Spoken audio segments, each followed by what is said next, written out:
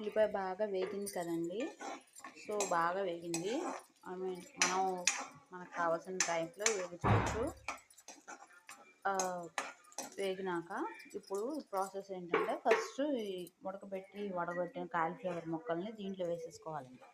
First ఇవే వేసుకోవాలి, ఎందుకంటే ఉడకబెట్టాం కాబట్టి తొందరగా మగ్గిపోతాయి. నేను వేసేసాను. వేసేసినాక ఈ 2 మినిట్స్ మగ్గాలి. 2 మినిట్స్ మగ్గితే బాగుంటుంది. అంటే ఇదంతా బాగా తిప్పుకోవాలి. కింద అడుగునున్న ఉల్లిపాయ ముక్కలని పైకి వచ్చి పైకి వెళ్ళాలి. సో ఇది మగ్గాలి. మగ్గినాక వంకాయ ముక్కలు వేసుకుందాం. ఇది చిన్న మిస్టేక్ ఏంటండి, మేము ఉల్లిపాయ వేగినాక అల్లం వెల్లుల్లి పేస్ట్ వేసుకుంటాం కొంచెం రుచికి సరిపడా. సో నేను ఏదో జాతిలో మర్చిపోయాను. సో మీరు మాత్రం మిస్టేక్ చేయండి, అల్లం వెల్లుల్లి పేస్ట్ వేసుకోండి ఉల్లిపాయ వేగినాక. ఇది మాత్రం గుర్తుపెట్టుకోండి, మళ్ళీ మీకు చెప్పాలని చెప్తాను.